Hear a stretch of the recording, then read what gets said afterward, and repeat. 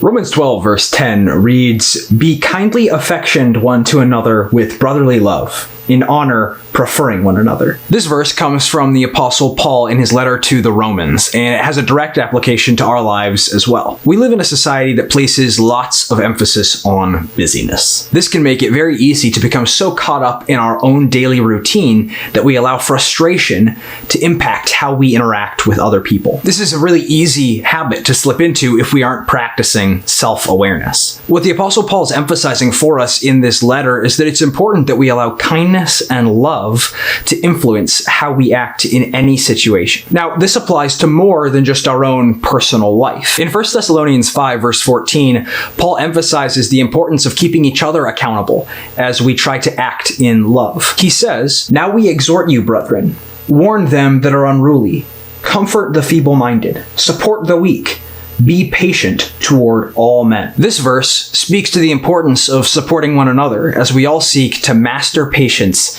and defeat frustration. One of the primary ways that we can do this both in our personal life and as we help each other is by focusing on gratitude. God has given us so many blessings that we can see every day, and it's really important for us to take time each day to focus on those blessings. Whether it's useful for you to meditate for a few moments on what you're grateful for, whether it's writing your gratitudes down or talking about them with a loved one, focusing on what we've been blessed with can completely shift how we act and interact with each other. Focusing on these blessings will help us to realize just how blessed we have been by God.